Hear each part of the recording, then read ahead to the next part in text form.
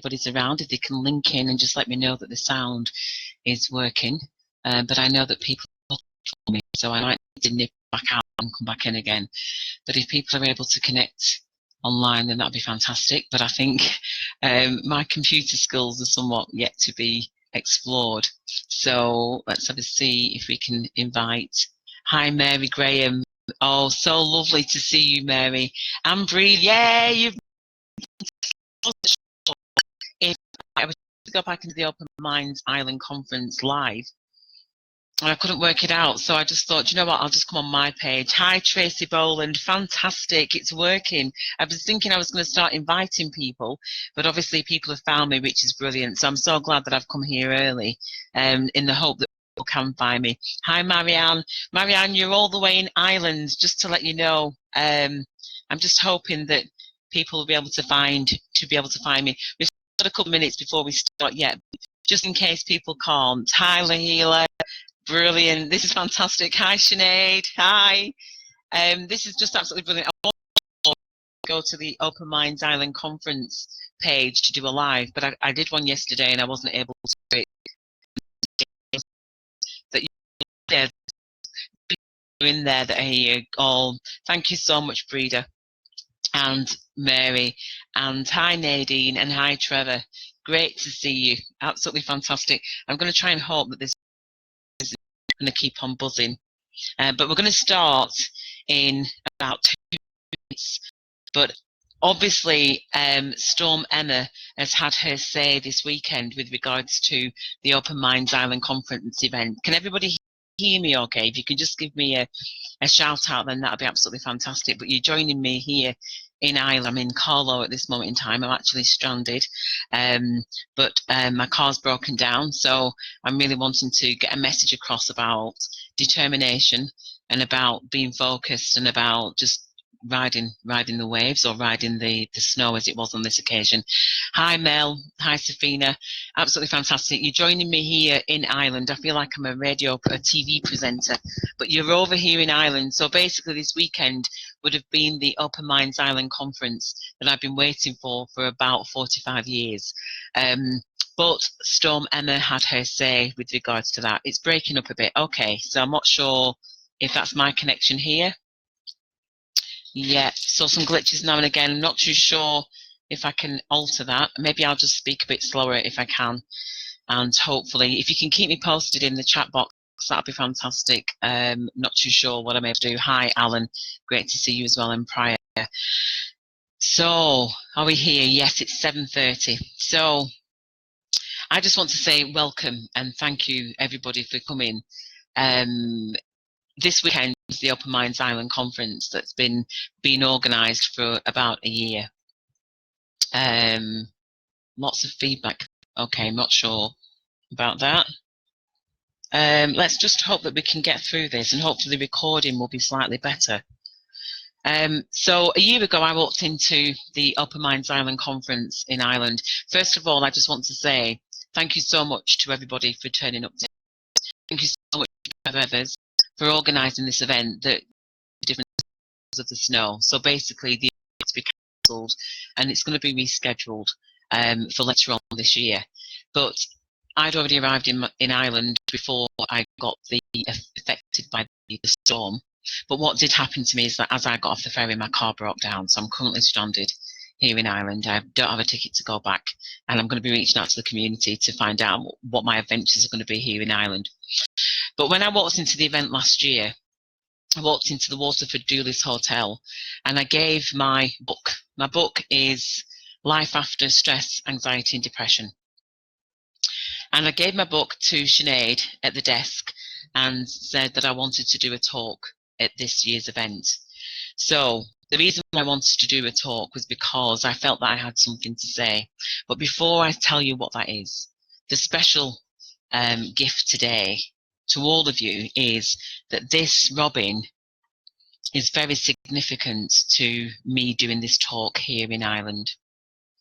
Now, many of you may be aware of a lady called Claire Cullinan, and I wanted to dedicate my talk and actually the whole event, and hopefully we will promote that more next time, to Claire.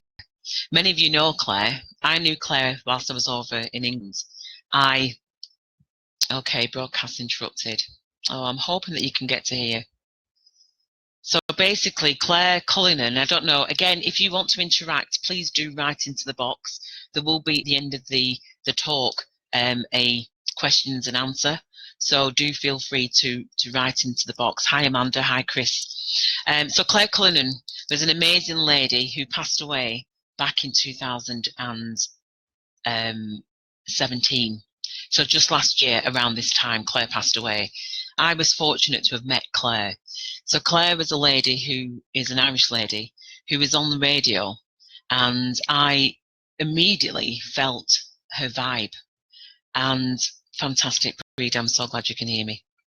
I immediately felt her vibe from a radio station that she was talking on, and I knew that I had to meet her. It took me 4 years to get over to meet her, and that was last February. Sorry, it was the November before. It was December when I met her, and it was December time actually she passed away.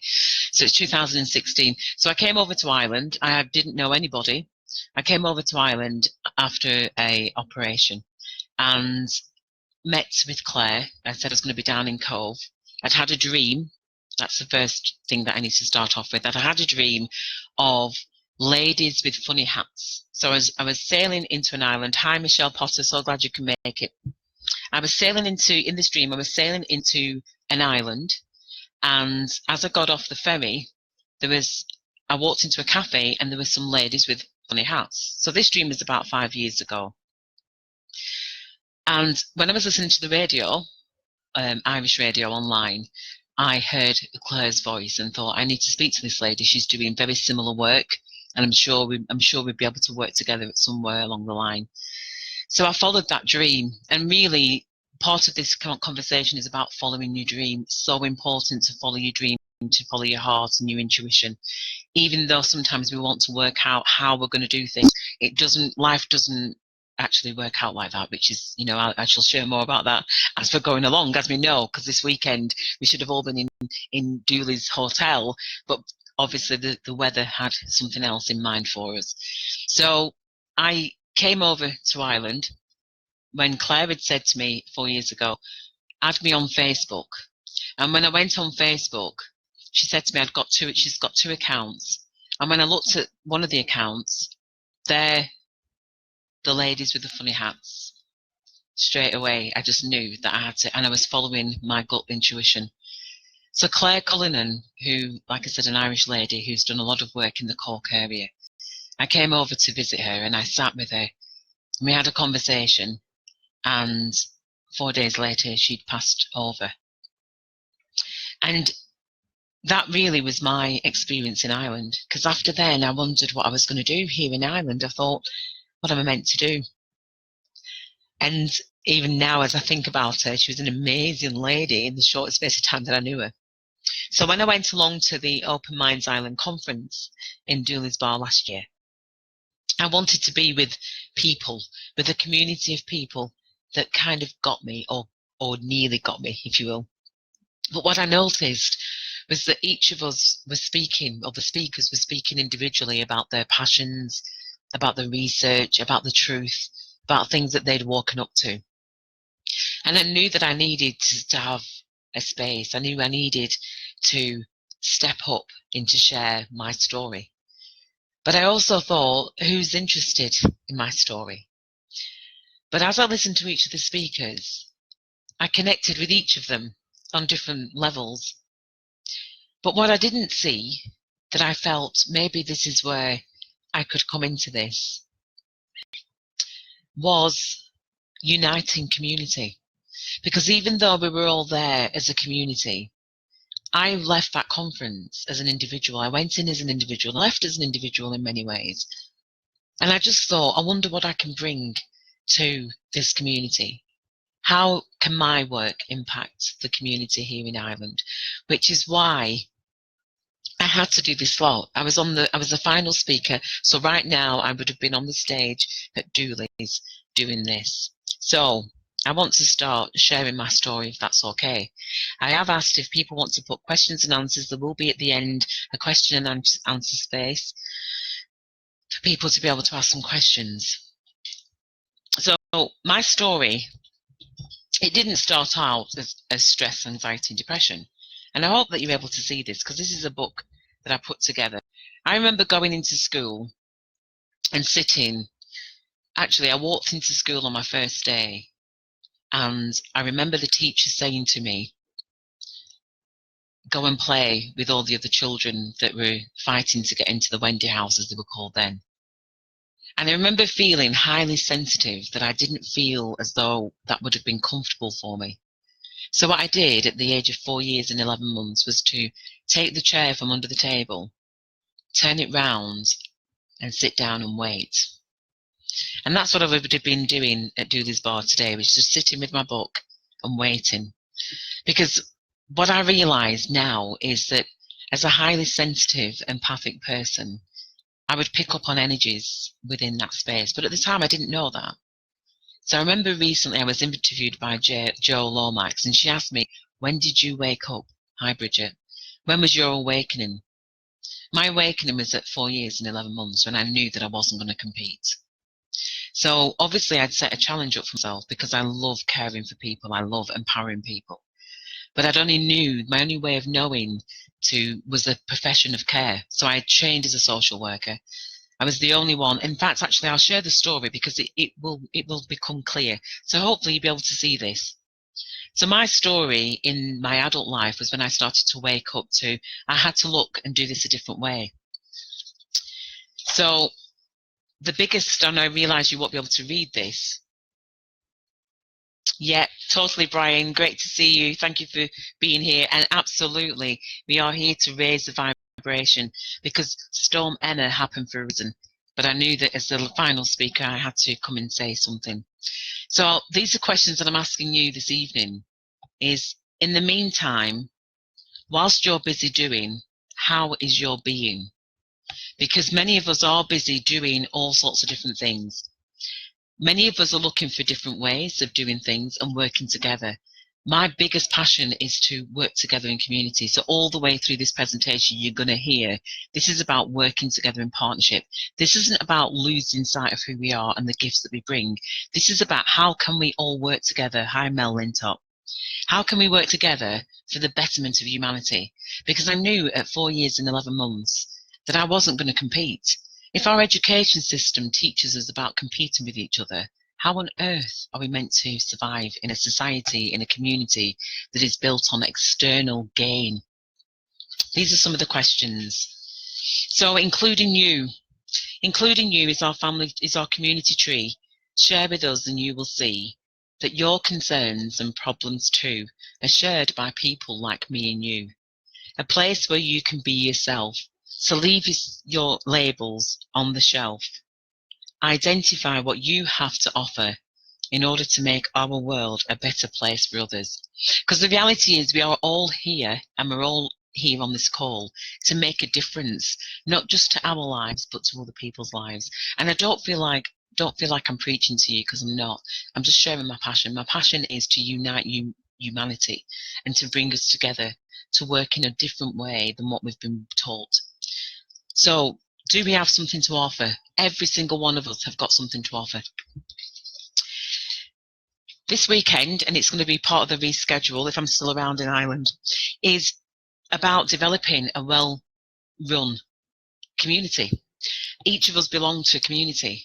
And these 10 points are about how do we all fit, where do we all fit in? So this is the part of the interaction that we would have been doing at Dooley's Bar, at Dooley's Hotel, I should say. And that's what we'll bring next time. Thank you for your lovely comments there. So one of the things, I wanted to read this out because the 10 characteristics, and I just want them to sink into you. I will read your comments. I'm really sorry if I'm not replying to all of them, but I really want to try and stay focused, because I can easily go off on a tangent so many times, so many stories, but I really want to stay focused.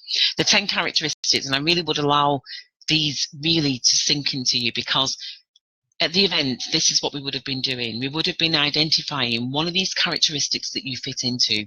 So a learning community where people and groups gain knowledge, skills, and confidence. just ask yourself the question, is that the kind of community that we belong to right now? Have we got a learning community where people and groups gain knowledge, skills and confidence? We have to create it. Number 2, a fair and just community which recognises and celebrates diverse cultures. I think the event in Ireland this weekend is about diversity. It's about bringing us all together. And so this again is another opportunity. Sorry, is there any chance of putting a bit more light on you? Unfortunately, this is all the light that we've got. Let me just see if there is another way. No, there isn't. I will try and see if I can work on that, but I doubt it, Nidge. Thank you for saying that. Maybe, is that a bit more light? Is that a bit better? A fair and just community which recognises and celebrates diverse cultures. Number 3, an active and empowered community with self-confidence and a clear identity. Do we have that? Do we have an active and empowered community with self-confidence and a clear identity? Number 4, an influential community which has a strong voice in decisions which affect its interests. Number 5, an economically strong community, creating income-generating activities. Thank you, Nidra. I'm glad it's a bit better. Creating income-generating opportunities and retaining a high proportion of its wealth. A caring community, providing good quality services relevant to its members' needs. You know, what this is about adapting to change. And one of the reasons why I had to do this video today was to show that actually to adapt to change is to recognise the tools and the technologies that we've got. The internet is where we're all connecting today, even though the event isn't happening. But to be able to actually link and connect is about adapting to change. And Storm Emma made me adapt to change because I knew that I had to do this presentation. Number 7 is a green community with a healthy and pleasant environment, conserving resources and encouraging awareness of environmental responsibility. A safe community where people do not fear crime, violence or other hazards. A welcoming community which people like, feel happy about and do not wish to leave. And a lasting community which is well established and likely to survive. These are some of the areas that I'm referring to in terms of, if we're passionate, which area is an area that you think, actually, I can bring my skills to that area. This was the tribe I was referring to creating at the weekend, was to find out which area do you feel that your skills lie? Where's your passion? Is it in learning? Is it in diverse communities? Is it in activities around empowering people and self-confidence? Is it around decision making, like policies and things, or around kind of larger issues? Hi Natalia, hi Hillary. Is it around finance? You know, are you really great at finance? And what I saw from the event last year was there was lots of people who fit into all these categories, and immediately I thought, I wonder if we can create some tribes based on our skills and our passions to link ourselves with others. Because as many of you know, I travelled to Ireland and I travelled on my own. I'm still here in Ireland on my own, and luckily I've got some good friends that have put me up. But again, there's only so much that you can rely on people. And to know that there's a community out there, but I don't know where they are, in a strange country in many ways, even though it's a friendly country, it's still a lonely place to be. So these are all important to be able to find our tribe and to find the communities that we can connect with, that we resonate with. So my journey, like many of your journeys, in fact, all of our journeys, my life was told the pursuit of happiness. And you can see the triangle there with the little lady walking up. So we're taught to strive for everything in life. Work hard and you will achieve. All which we strive for is external to ourselves. Job, money, car, fitting in, family and friends. Yet, are these really the things which lead to happiness? I knew for me that these weren't the issues that led to happiness. I knew that from the moment that I started school. However, I was, as many of us are, we're in a system that we have to just get on, and that's what I did. I got on. So I started as a care assistant. I then knew that I wanted to tap into management. I knew that I wanted to learn more. So nobody told me that I could. In fact, everybody had kind of said to me, Anthony, you're going to care for people for the rest of your life. But it was quite a derogatory way. So I knew that I had to step up, but nobody told me that. And that's the beauty of having community, because when you've got community, you get a wide range of people giving you support and advice. So this is so important for our community to identify itself and to stand up for community, to step into community. So status, labels of status give us a sense of well-being, like we've arrived, but arrived where exactly? We all want the best, and many of us translate this to mean competing against each other. We compete because that is our education system. That's how it's taught us. However, are we taught how to adapt to 10 career changes? So, hi, Susan and Liam. So I'd been taught, just like many of us, this whole thing, and I put it as a cloud, this whole thing of money was about a label. It was about how do we, are we born competitive? We're not actually. We competed whilst we was in the womb, but that was it. Competitiveness was done in many ways. And yet, all of us have been taught to earn a living, this is what you've got to do. But does it resonate with your heart? That was my biggest concern, because everything that I wanted to do wasn't necessarily about money. It was just about compassion and care for people.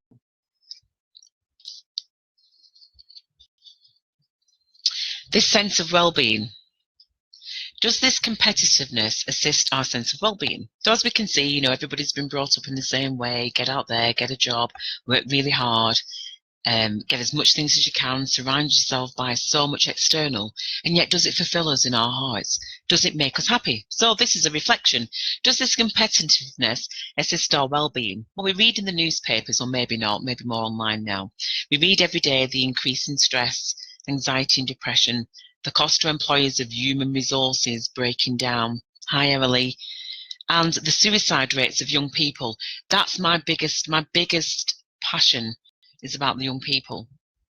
Our young people are losing their lives because they don't know the loss, they don't know where they're going, they don't have leaders that are actually empowering them from a heart place. It's all about statistics. I don't sleep well at night because of that. I don't sleep well because of, not out of worry about what I can do to impact lives of people. I know I can't do it on my own. I know it's a community thing. And so my passion is to bring these voices, these silent voices out. And I'm not saying that other people aren't doing this. It's about how do we work together and show that we're doing that.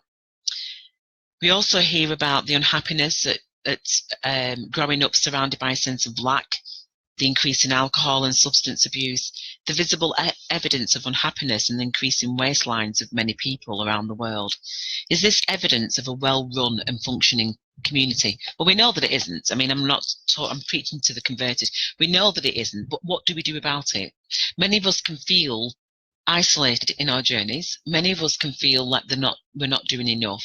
We are, but it's just kind of, how do we pull together to show what we're doing?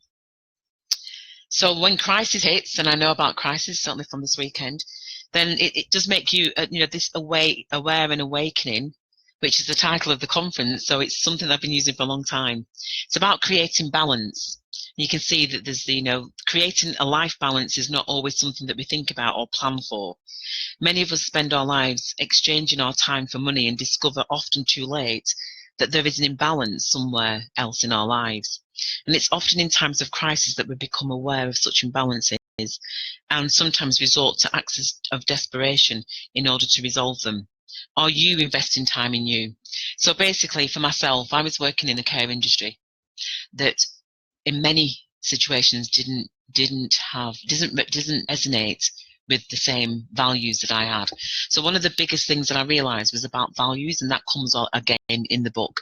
We're not taught about values. We're not taught about what's important to us. So what I had to do, I had to make a choice. I had to leave the care industry. So I trained as a social worker. I then went to manage a voluntary organisation. I did some teaching as well at the local college and the university. And in each, I'm really sorry, but it looks like the lighting's going really dark. I'm not sure if that's affecting you at your end. Let's see why that does that. Let's see if the book helps. Maybe it does. And basically what happened was that I ended up working for a charity that was in debt and chose not to tell me. Now, as an intuitive, a highly sensitive person, I could feel that something wasn't right, but I wasn't being told that something wasn't right. And hi, Susan. Hi, Emily. Hi, Nidge again. I wasn't told that something was wrong. I could just feel that something's wrong. And I don't know if you've ever been in that situation where you feel that something isn't right, and yet everybody's saying that everything is okay. Yeah, it's dark. I don't know why. Sorry. Maybe it's just that the light's going dark here. I'm not sure. And so basically what had happened was I had a decision to make between whether or not I kept with my truth and tried to resolve where the problems was. And I did resolve where the problem was. But as a result of that, it took my health, which is why I ended up writing the book Life After Stress, Anxiety and Depression. When I came to Ireland, I didn't have a plan. My plan was to find out and just to discover. Okay, so press a button on the computer. That might be dangerous. The light in the hallway is blinding the camera. Oh, okay. I'm really sorry, but this is about how to adapt to change when this isn't my normal surroundings. But I'm just adapting in this moment. The light is quite dark in this room. I do apologise. I'm just wondering if there's a possibility of getting any more light. I shall try and find out if that's the case. If you can bear with me, it's really not me that you need to be looking at. It's more what I'm saying, if that helps. I'm sorry, just trying to come out with thank you, Breda. It doesn't matter about the light. Thank you so much. Thank you, because I think this is the thing about technology and about adapting to change. So basically, with the charity, I had to resign from a very stressful time. I'd gone in innocently wanting to learn so much from these leaders. And what I did learn, but I learned about part of my gift. And it's only now that I'm beginning to recognize that more, that when there is, interestingly enough, what we're talking about, that when there is dark, we've all got shadow. We've all got sides of us that we maybe don't want others to see. But unfortunately, or maybe fortunately, I am the kind of person who would be in a situation and that dark, when the light is shone onto the dark, then it comes out in its truth of however it is. Thank you, Breda. Close your eyes and listen totally. So what I realise is, and I don't know if people have heard of a truth serum. So it turns out that that's what I am. A truth serum is where you're innocently being who you are. It's where you're being your true, authentic self. And it's interesting that what we're talking about is our world has set us all up at competing against ourselves. It set us all up to have our passions squashed, to have our genuine love for humanity.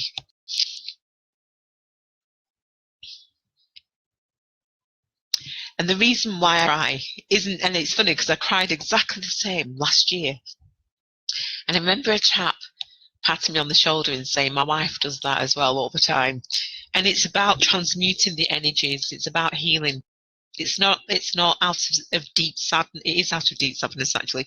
But it's not that I'm not okay. It's my tears help to transmute whatever's going on that is of kind of like the shadow, the dark, the heavy denseness of our reality. But is it our reality? The only way that we're going to know that is by stepping up into knowing who we are. I know who I am, and I know that I'm guided every step of the way, that it's no coincidence that I was the last speaker for the conference and that I stepped up to hold this event. I've been learning these skills for the past 4 months. It's no coincidence. I left Ireland because of this imbalance. I was volunteering because I wanted to give back to community and I wanted to be in community. I could have come over to Ireland and just rented out a place and just been on my own, but I thrive being in community. So I volunteered after Claire had passed away. I was volunteering, helping families to declutter. And whilst they wanted decluttering in their houses, their own house was being shone light on.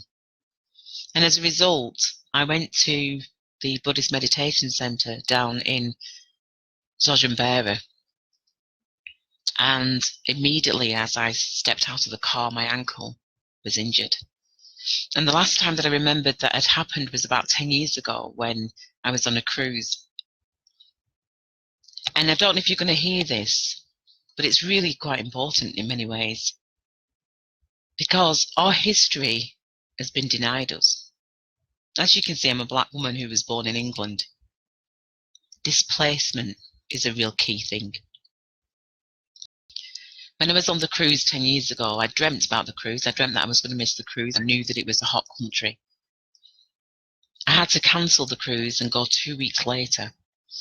And during that time, those 2 weeks, it was the abolition, the 200th year celebration of the abolition of slavery. I injured my ankle in a very simple movement. I put my foot onto the platform of the train and my ankle was damaged. So for the whole time of the 2 weeks on the cruise and beyond, I was limping. It was only when I got back that I was informed that it was the transatlantic slavery 200th year. So I don't know. It does take me a while sometimes to connect with things. We are our generation. We are our ancestors. We are our history. And as much as I have never been taught this in education, my body tells me, our bodies tell us who we are. But it's whether or not we listen to our bodies. So when I went to volunteer here in Ireland, down at Zojambera, my ankle was injured. Again, I was just limping. I didn't twist it, didn't do anything. For the whole 2 weeks, not the whole 2 weeks, I was there for 3 months. For the whole 3 months, my ankle was injured. My nails started to peel back and my skin started to come out in a rash that was hard to describe. And my elbow then started to break down. By the time that I'd finished at Zojambera for 3 months, the spiritual director resigned. Now, did I have anything to do with that? I don't know. But what I do know is that my body was breaking down as a result of something not being right. And even though I was expressing my concerns about the way that we were treating each other, just a basic how we were treating each other was not right, it didn't matter. Nobody was listening, but my body was listening. From leaving that 3 months, I was planning on being in Ireland, and I went straight to the hospital. And I was diagnosed diabetic, and I had an abscess that needed to be drained. So my years of volunteering had to be readdressed because I was becoming ill from being in those environments where the truth wasn't being told. So I'm not a person who would be in somebody's face. I am quite a humble person. I am passionate, but I'm not ego driven. I try and really lessen the ego and try and use it in a way that is about empowering people 100%. So being in that environment for 3 months and really struggling, I'm not a Buddhist, but I was really struggling with what I was feeling because something wasn't right. So 30 years the spiritual director had been in that position and he resigned. And I don't need to, you can go and look as to why he resigned. But it was very obvious to me that there was something not right in that environment. So what do you do with that when there's only you that is feeling that something isn't right? You have to stick to the truth of who you are. And that's what I'm doing. Needless to say, I had to come back to England or go back to England to recover and to really look at my life and think, Anthea, you are passionate about humanity, but you can't fit into the system. You can't do it the way that I've been taught. I needed to find another way. Because that's what happens when hopefully you can see that. What happens is change then kicks in and something has to change. And I had to change the way that I was coping with my circumstances. I'm just going to flip through this because it's all there.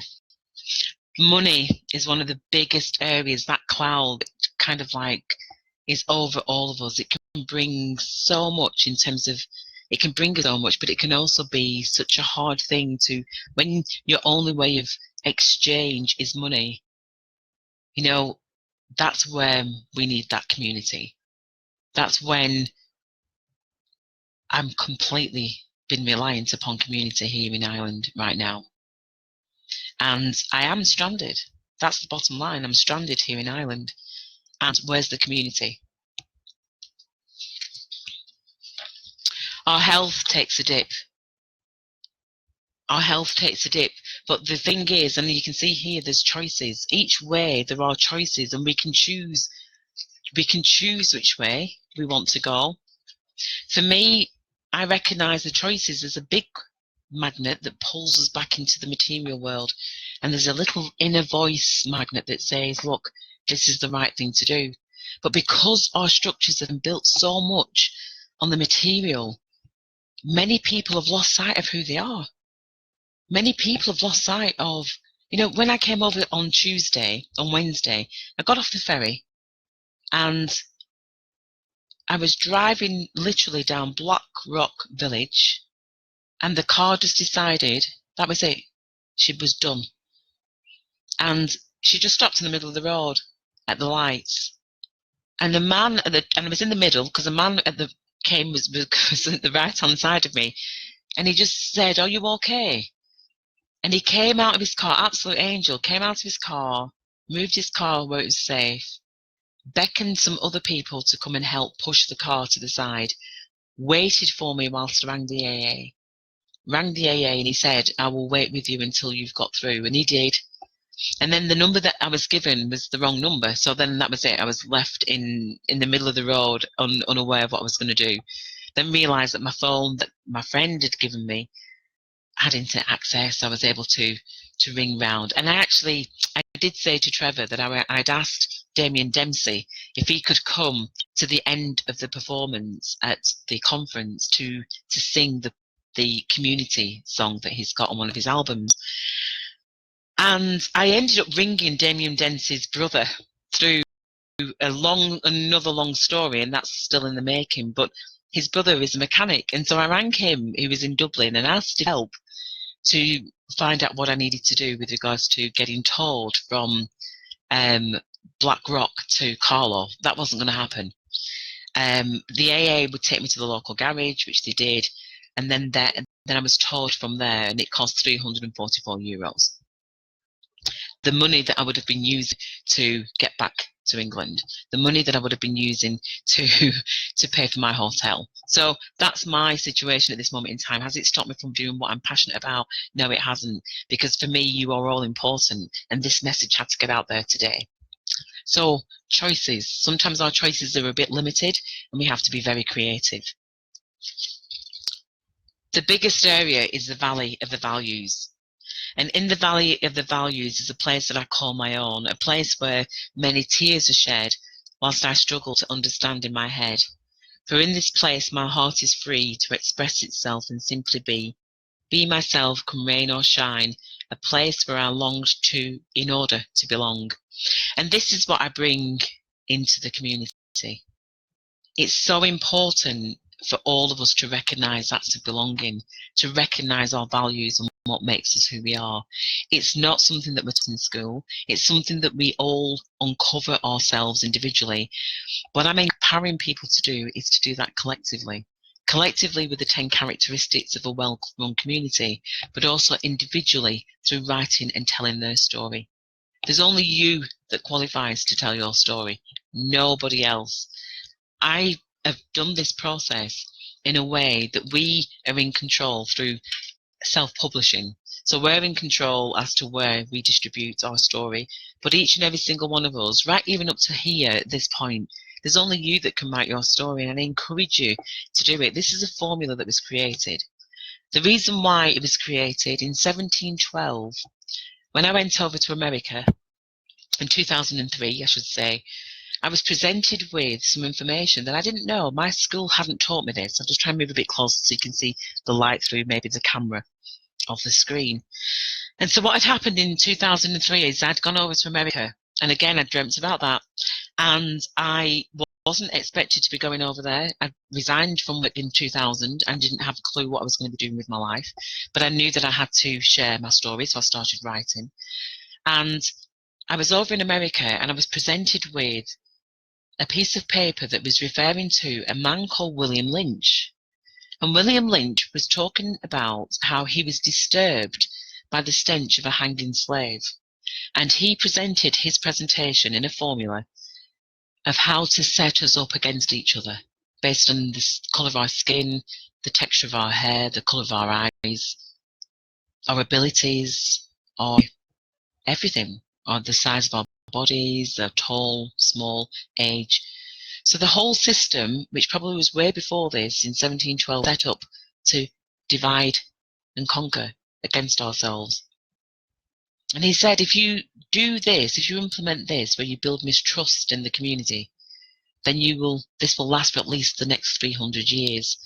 And I remember sat writing down, I wasn't brilliant at maths, but I was now, and I wrote down 2012, 2003, 1712, and worked out that 2012 was the ending, that it would last at least 300 years, is what he said.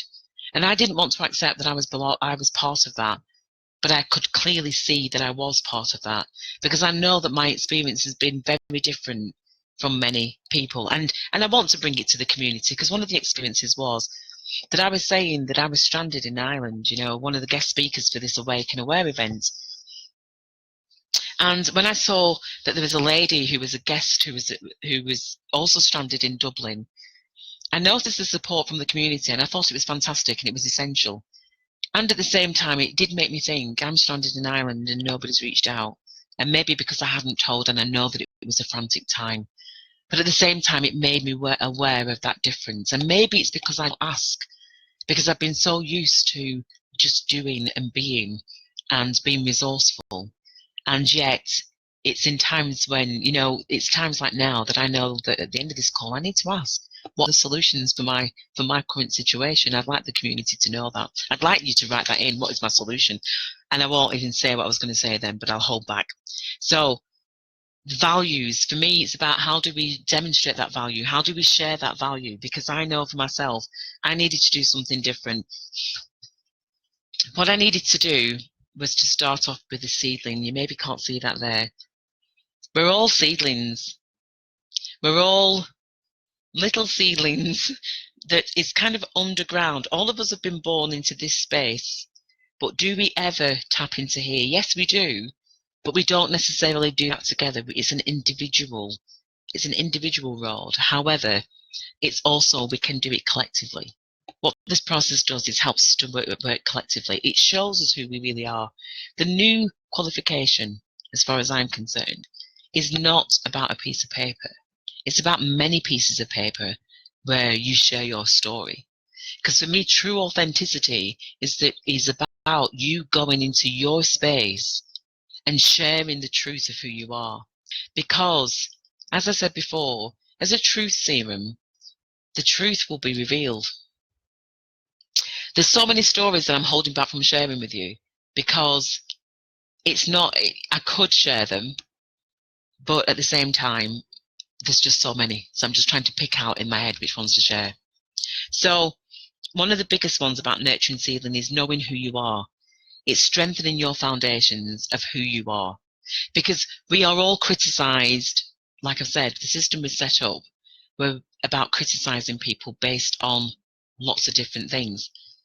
It's too much to compete with all those different things. We see how our society has been run from looking external from ourselves and trying to compete with all that. This is about saying, let's reset. Let's work out where all those messages came from. Let's identify them. Let's embrace them, and let's release them. And then let's look at who we are. So this is the process that I teach people. We strengthen our foundations of who we are. We then look at personal development, and as we start growing and recognizing who we are, we start developing personally. We then start looking at re-education and skills.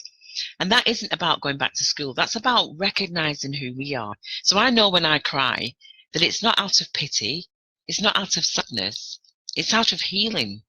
It's out of that recognition, that when somebody recognizes you, that the tears are there. When I recognize somebody, I know that there's a healing taking place when I cry.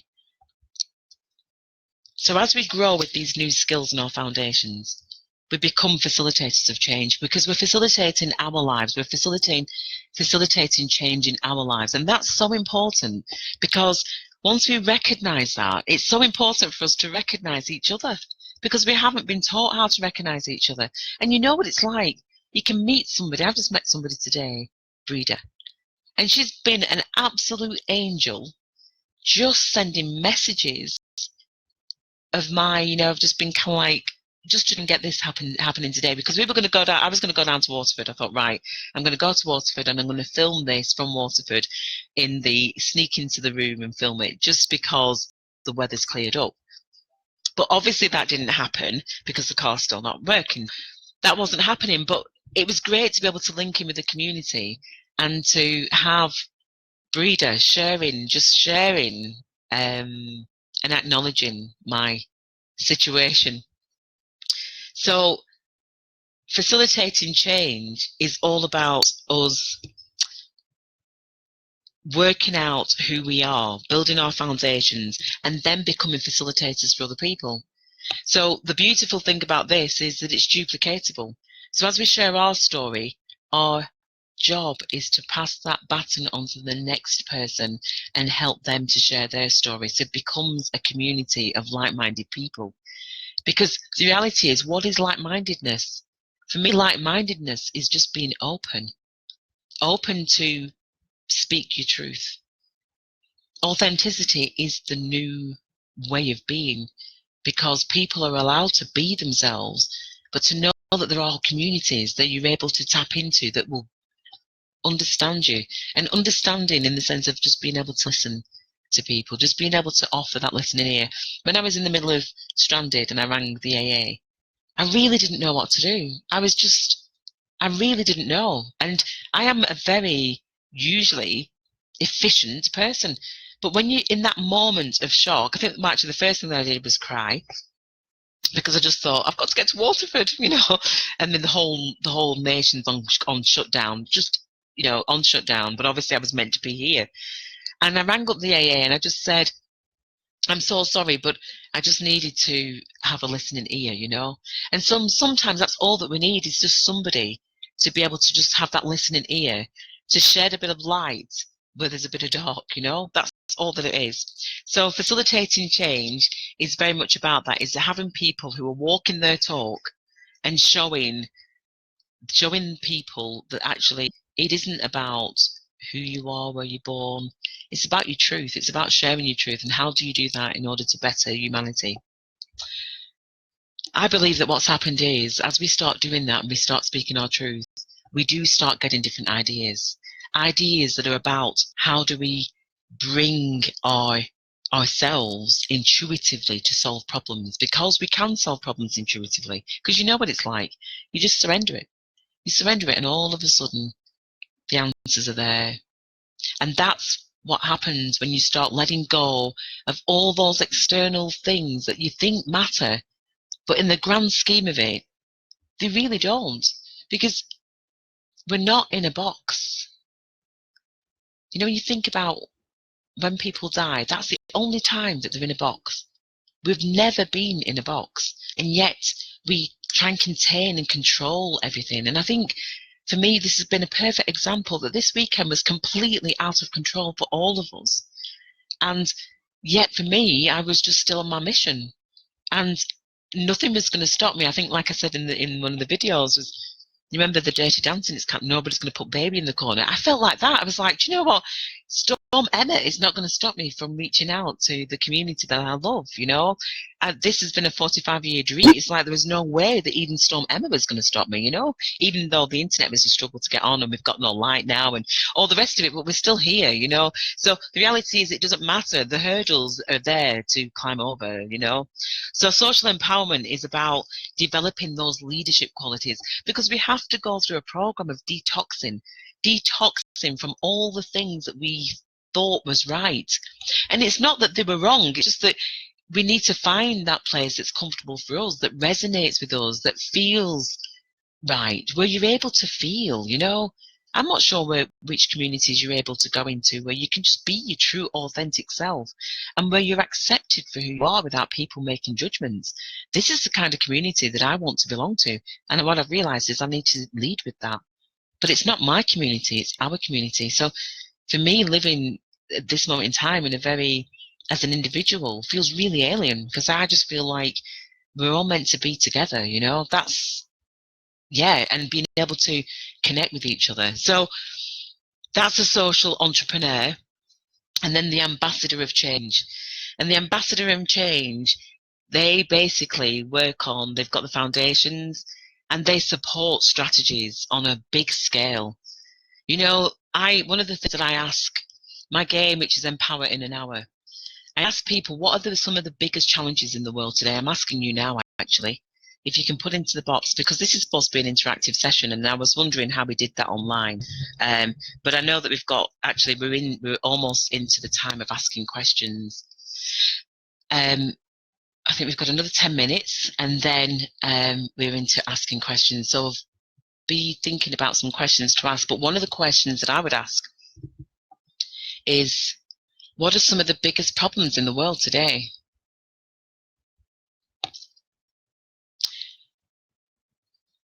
Other than the snow, because that's kind of like going, but if you can think and type in the box, what are some of the biggest problems in the world today?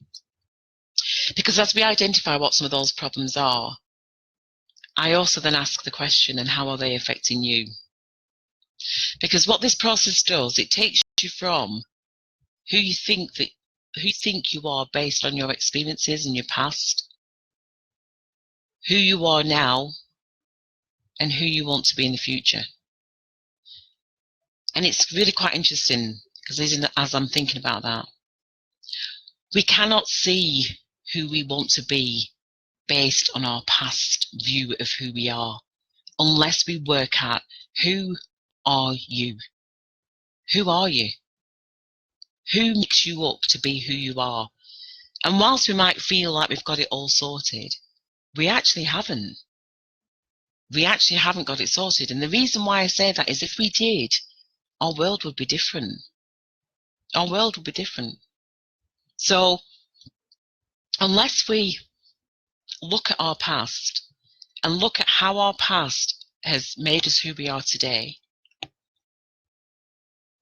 and then going through the process of relearning and gaining some new skills and looking at doing that collectively, means that there's somebody else witnessing your journey. There's somebody else, there's a community of people, even if it's just one person, because I might be that one person right now.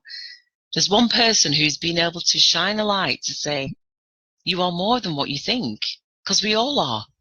But when we're in a situation, we can't see where we're going. And so it's about us shining that light into those areas in somebody else's life, to be able to really authentically, without judgment, to be able to shine that light so that somebody else can really reach their full potential. My role is to nurture seedlings. I remember in '96, I woke up and I'd been at 98, I had an interview, and in the interview, I remember saying to the lady, she said to me, what are you passionate about and why are you here? And at the time, I couldn't quite, the words didn't come to me, and usually I go to sleep and wake up. And the words were, I'm here to nurture seedlings. And so I knew from the tree that was the vision in '96. I was trying to work out how organised, or how we can become more organised to support community. And the tree came to me in a vision. And I was just thinking, wow, isn't that interesting? If the roots of the tree are kind of like the issues that are going on in the world, the bark of the tree are all the things that affect us, and the branches are all of us in branches, the different diverse cultures in the world. And I just thought, wow, if we had that structure, people had that clarity of the structures that are out there to support and how, like education, housing, employment. If we had that structure really, really clear, And I had it clear because I'm a visual person. I love, and you can see all these images were drawn by me. I'm a child, you know, I'm playing, you know, that's what it is. I'm playing in a field a playground that I have no idea what I'm doing. However, I know how to be a child, and nurturing seedlings for me is about that. It's about bringing that childlike spirit back out so that so we can overcome the obstacles that have been placed in front of us. I think that's really, really important because a child doesn't know how not to trust. A child doesn't know how to discriminate. A child doesn't know, just doesn't know. The innocence of the child is what's been taken away from us, our innocence. So it's how do we regain our innocence as an adult? The only way that I believe that I've been able to do that is by trusting who I am, because I know who I am, because I dared to go there. And I went there again and again and again. Because if I'm not going there, I'm not growing. You know, I'm not growing. Our world is not becoming a better place if I choose not to go there. So as an ambassador is recognising because of the strength of who you are. When I walked into that event last year in Julie's Bar, I knew that I was an ambassador. I knew because I'd got my story wrote in a format that made me my authority on my life, nobody else's, just my life. And believe me, I've gone through a lot of obstacles to get here, as you've gathered. All of us have. All of us need to share what those obstacles are and how we overcame them in order to be able to empower another person. See, many of us feel like we have to gain something before we can get involved in anything. You've already gained it. You've already gained the qualification to be part of this game, to be in this playing field. The Ambassadors of Change is about recognising our leadership. And our leadership is about creating a better world for our generations to come, leaving a legacy, leaving our contribution. I know that pulling together is about hope. And what I wrote in this was, hope is when all is dark and someone comes to shine their light. And I'm asking you to shine your light. And I know that you all are because you're all here. But it's taking that next step. Many times we can feel alone in our adversity or negativity. However, somewhere, someone in the world is experiencing worse or has experienced the same. What is important to remember is to never give up. Someone is waiting for you to shine your light or wanting to light up your journey. Never giving up. That is not your purpose in life. I created this organisation, Energy Orchard, created by a woman who could have given up so many times. However, she knew in her heart that one day you would be ready to learn another way of surviving by empowering yourself and then empowering others. And that's what I'm asking people to do. There's so much more to that story, so much more to the book. But I do know the island, and I'm so sorry about the dark, and maybe because coming to the end, if people have got questions, then that'd be fantastic, but maybe I'll go and stand in the hallway so you can actually see me. But what I want to ask people is, are you shining your light? And if so, fantastic. Come and join and shine more light. I'm going to unplug this. I do apologise, but we are moving. I tell you, it's amazing, isn't it? I wonder if that's better. Maybe not. Let's go here. Okay, so maybe that's better. Is that better for everybody? You can see the light through the light. So this is in the hallway. So my quest is that, are you ready to write your story? Are you ready to share with humanity who you are in a way that is going to be transformational? And the reason why it's transformational is at the moment we've got a couple of people. I'm looking for 100 pioneers to pioneer the school of facilitators for change. And the reason, like I said, is we've all got our individual passions, but it's about how do we bring those together collectively for the betterment of humanity. And that's the bit that I'm extremely passionate about, because I know that I like I said, I've got lots of qualifications, many of us have, but they are not the tools to take us into this 21st century of the way of being, and certainly in terms of the level of vibration that we need to be operating at.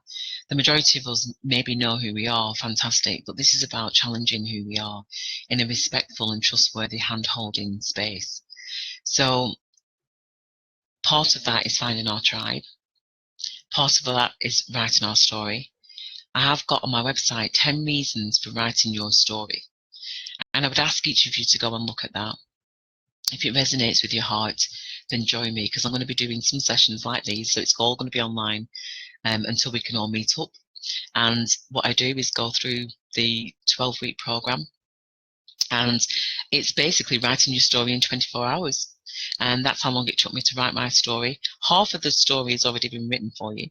So basically, there's a page for my story. You read my story, then you write your story, and then we publish if that's what you choose to do. And I remember when Trevor asked me if I would do a bio to go with the conference, and he asked me if I would. And at the time, I was down in the meditation retreat, and I really didn't want to be putting any energies in at that moment in time. But he was really keen to get it out there, and so I did this an overview, and it was so funny because I'd basically said that this weekend I wanted 100 people to have wrote their story through a hand-holding process, and Trevor didn't get it. He was like, I don't get what you, and because I had written this book about 10 years ago, I'd kind of like forgotten part of the story, and part of that story was me. It was kind of because I was on a mission of empowering 100 people to share this formula and this format. And the format had to be created. The format, like I said, based on William Lynch's story, was how we've all been set up to compete against each other. This is a non-competitive way of being. But I also believe that the purpose of the school is that once 100 people have written their stories with the same format, it's a snowball. It's a snowball. So each of the speakers, I challenge you all to write your story with this format. I invite you to go to the website, antheafenton.com/blog, and you'll see there a video that I talk about writing for pioneers. Really, I would ask you to spread the word. We are in question and answer time now. I'm not sure if I'm seeing any questions. I'd love some feedback, which would be really, really good. I'm so grateful of this opportunity to have been here and to be sharing this with live on Facebook. Facebook wouldn't have been a place that I would have been using at all. But what I recognise with not being able to well, actually working with people and shining the light to the point where I would become ill and be transmuting their energies. I have to be careful who I'm surrounded by. So the internet is a perfect place for me to be able to be doing this work. Not that I'm most to people, I love people, I certainly love hugs, but it's just that I have to limit my energies around people and in terms of what I'm giving out. So I would have loved to be in Waterford obviously this weekend, but that's not happened. So if anybody's got any questions, I'm really sorry, but I'm not sure if I can see on this because my mouse is somewhere else. There are so many people that I have to thank for the resources that I'm currently using, because I don't even have a laptop to my name, but yet I've been able to build a laptop business. I don't know, this is what I'm saying about miracles happening. So I'm not sure if anybody's writing on there, but I'd love any questions that you've got would be absolutely fantastic. I know Trevor will be in contact with everybody who has bought a ticket, anybody with regards to the rescheduling of the event. Hopefully after this presentation, I'll be invited to come along again. We've got, yeah, I'm not able to look actually at this screen. But I thank you so much, everybody, for coming. I do ask you, like I said, to go onto the website. And if you want to contribute by signing up, I would really, really welcome that. Please do pass the word. I'm currently stranded in Ireland, so anybody who's got any suggestions, please, again, message me or inbox me. I'm currently waiting for a diagnosis on the car. Has it been worth it? Without a doubt, it totally has. Like I said, I have no idea what's going to unfold next. It's going to be an interesting, and it always is an interesting journey. It's certainly going to be even more interesting now. I'm not sure if my computer's frozen, but I don't see anybody writing anything. So maybe all of you have got all your answers or questions answered. Thank you, Rita. Oh, that's really lovely. Breeder said, does it matter about the light, guys? You are shining brightly, Anthea, a beacon of light, empowerment, passion, and encouraging people to step out of their shadow and shine. Fantastic. I think you are definitely onto something here. Perhaps the On2 event is the start of building and connecting community. You are doing it right here, right now. Totally, Breeder. That's why when I was asked to do the ending of the slot, and I knew that it was about creating that bridge to empower. I knew that I had to do something. It was like, do you know what? I'm on the last slot. I'm talking about community.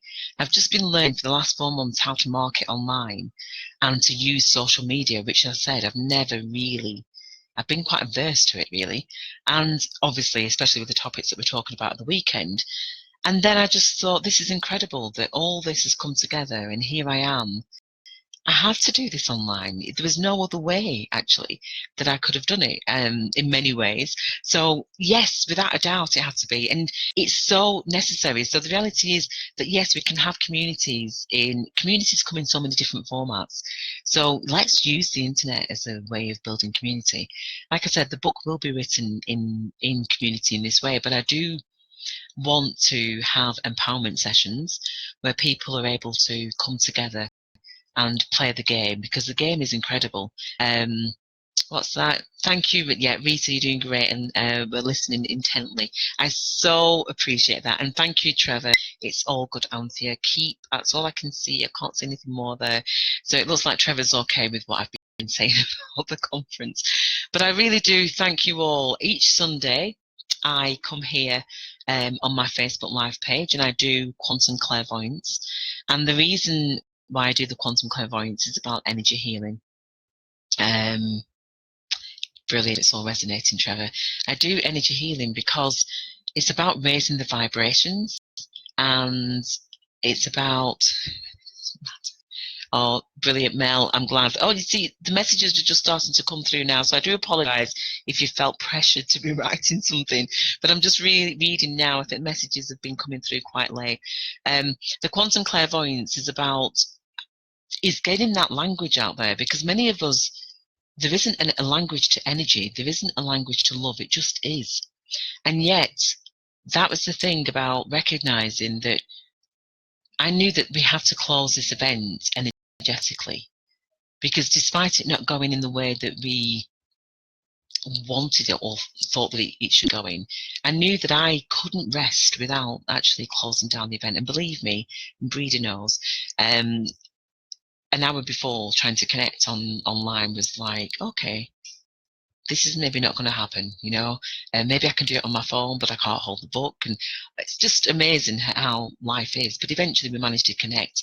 So it's that thing of, it's what you're saying that counts. Yeah, so everybody's talking now. You're telling me all. Thank you. I'll probably answer all your questions afterwards when we disconnect offline.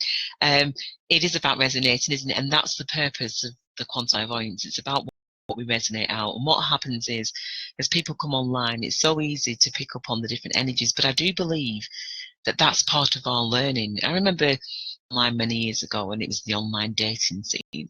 And really what I wanted to do was to connect with people. I wanted to connect after divorce. I wasn't planning on divorce. Nobody plans to get divorced. And I was connecting with lots of different men, sounds a bit, but really what I was trying to do, and I realized I was connecting with the different fragment energies of myself. And so as a process of that, I've just launched a book actually, which is called The Myths of Men. And it's 18 golden nuggets from online dating. And again, you can go to the website and certainly download the manifesto, that's free, and sign up as a subscriber. But the manifesto and the book itself, the book is amazing. So 18 leading ladies have come together, 18 ladies that I invited came together and read out the different characters. So what happens is when you purchase the book, it gives you access to the videos. I mean, we are going to do an audio as well, but it's skills that I'm learning and I'm applying them as I go along. But again, spread the word on that as well, because the Myths of Men is about connecting to our divine feminine and the divine masculine. It's not necessarily about dating. There are so many, hi everybody else who's just come on, I'm so sorry, but you need to look at the recording because we're nearly done here. But what I discovered from that process of online dating, and I know you probably weren't expecting that on an Awake and Aware, because the reality is we all love and we love, and it's a really common area for all of us, and yet it's not really discussed.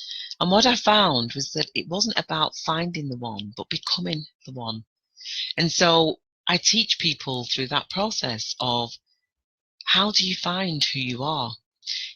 We encounter so many different people, and good or bad, those people bring us a lesson, and it's whether or not we can understand and interpret the lessons. So the Myths of Men, AntheaFenton.com/blog.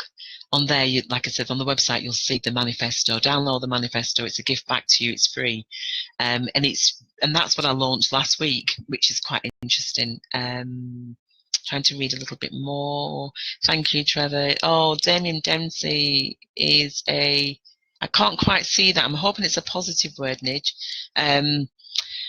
But yes, Damien Dempsey was going to, well, he wasn't going to be actually performing the community. I did make the request and did ask him, and then ended up speaking to his brother, who's a mechanic in Dublin. So I suppose I'm just plugging him there as well. And he tried to help. So he was talk about forming community. So it was about making those connections. But like I said, the Myths of Men is very much, it's a fun read. It's a fun listen. The ladies who helped have just been amazing, absolutely amazing. They just took these characters and read them out, didn't even question. And we brought the book alive, but the end of the book is very much about, not about finding the one, but becoming the one. And that's all part of, how do we raise our energies in a world that needs our help. I encourage each and every one of you to write your story. I encourage each and every one of you to go to the website. Do message me. Please give me feedback, because, yeah, this work is all that I do. Yes, and if anybody knows what help they can offer, then I don't normally ask, but I would ask. I'm stranded in Carlo at this moment in time. I think my car will be fixed maybe in 2 days. I'm living on a knife edge, really, with regards to it all. So please do give me some options, give me some hope. I would really, really appreciate that. But it's been worth coming to Ireland, fighting the snow, for the car, for that to happen. But I am around in Ireland, so if you want to visit as well, then I'm quite happy to come and visit you as well, as long as you're a nice person, but I'm sure that you all are. I just thank every single one of you. I know that there's questions on here that will probably pop up after we've finished, but we've got 5 minutes. I think I've finished. It's a shame that we couldn't switch over to Trevor, to kind of like finish out, but I just want to say, if I'm finishing out, thank you so much for inspiring me with your words, with all your love that's gone across the screen. Each and every one of you have been sent lots of blessings of love to each and every one of your heart. I do ask you actually to meant to say that. It's because I can't do it whilst I'm negotiating the laptop. If you put your hand to your heart and you just take a breath and breathe it out. That's all that we need to do. In any moment where we're feeling wobbly, in any moment where we're not sure, is just to connect with our hearts. And I know that even when I thought about that at the event, when I was thinking about what I was going to be saying, which doesn't work out like that, I say whatever I'm being kind of like guided to tell. I just felt that, all we've got is our hearts. Our hearts connect us. It's such an under talked about area. I remember when my niece was born, well, before she was born, my sister didn't realise that she was pregnant, and I said, I think you might be pregnant. And I remember the connection that I had with her, because on the screen, that little heartbeat was. She really didn't think that she was, but I felt that little heartbeat was there. It's the first organ, that's the first organ. And it's kind of like, and yet, how often do we just stop and connect ourselves with our heart? And that's the place. The heart is the place to connect. That if we're in a space with other people, to be able to just stand and look somebody in the eye and to put your hands on your heart and to breathe, to know that that's what connects us is so important. That's what's going to change our world, is to connect with the heart. So I know that I'm connecting with each and every one of your hearts now, because I know that what I've said has just been what I've said, and each of you have stayed around, and I'm just so grateful for that as the numbers start going down. But there's the 5 minutes, we're up. So I just thank every single one of you. If you've got any messages, any questions that you've got, just email me, inbox me, and I look forward to seeing you at the next event. Like I said, keep an eye on the Open Minds Island Conference. I'm so glad I was able to bring a little piece of Ireland to all those people that couldn't have made it, and I'm so glad that, you know, this was a non-ticket event, really, in many ways. But do pass on the link and share this message to everybody in your contact list, really, because this is the kind of stuff that I know that I was born to deliver. I know that we're all born to deliver this stuff. Heart-based living is our future. Thank you so much, and I look forward to being of service to all of you when I get my car sorted. When you're joking. Thank you so much. I'm going to go back into the dark now. Bye-bye.